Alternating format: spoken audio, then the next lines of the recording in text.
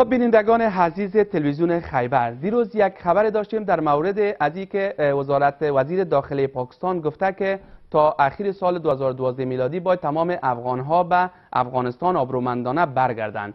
در این مورد ما خواستیم که نظر آقای مصری مومن رئیس مهاجرین در پشاور بگیریم. آقای مومن شما آواز ما را میشنوین؟ بله.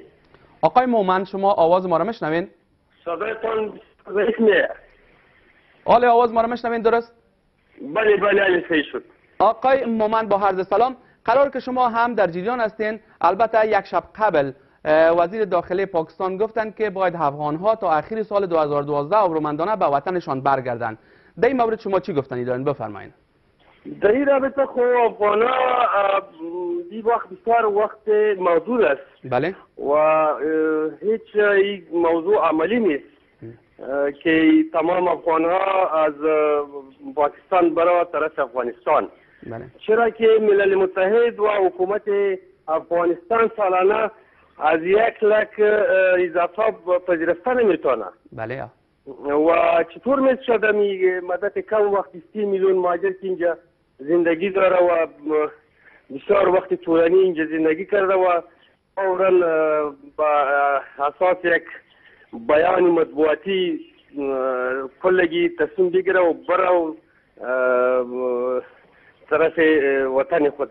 عملی نیست، ممکن نیست. بله. ما هم خوش هستیم که افغانها طرف وطن خود بره، ولی عواملی که مهاجرت به وجود آورده هنوز موجود است.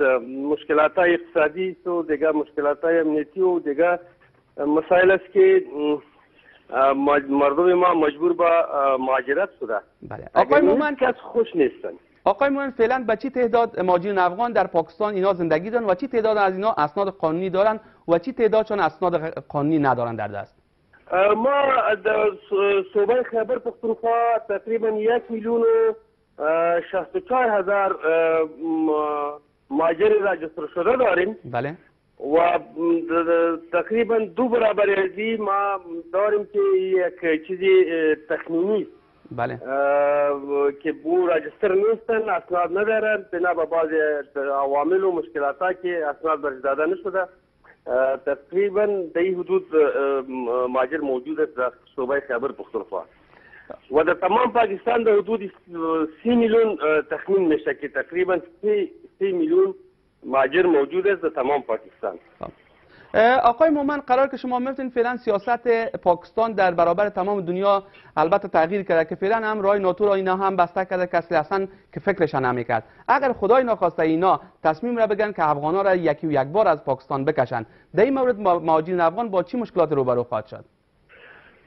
اگر تو خوب فکر نمی‌کنیم که شوا، اگر شوا مشکلات ها زیاد به وجود میاد. بله. ما امیدوار هستیم که سیاست‌های پاکستان و افغانستان بالای مهاجرین افغان که به تعداد زیاد اینجا زندگی داره اثرگذار نباشه، چرا که در سیاست‌های حکومت‌ها این مردم نقش نداره. بله. این مهاجرین است و این از حقوق مهاجرت خود باید برخوردار باشه. بله. و اگر مهاجرین پس بگرده باید داوطلبانه باشه. بله. و با ابرو با عزت بگرده. جهان سپاس از شما آقای مومن. بیانات مطبوعاتی گاهی ناگاهی میاد مطبوعات، ولی به نظر ما جهت عملی نداره. بسیار خوب، جهان سپاس از شما آقای مومن. آقای مصری مومن البته رئیس مهاجرین پشاور روی خط تلفن بود و در مورد مهاجرین با ما صحبت کرد و اینا گفتن که این صرف یک مصاحبه مطبوعاتی بود. اینا این کار نخواهد شود که افغان‌ها را یکی و یک بار از پاکستان بکشند، چون به تعداد زیاد مهاجرین در پاکستان خصوصا در پشاور زندگی میکنند که بر افغانستان مشکل است که یکدم تمام از اینها را بپذیرند. خب به هر صورت توجه کنید به ادامه اخبار.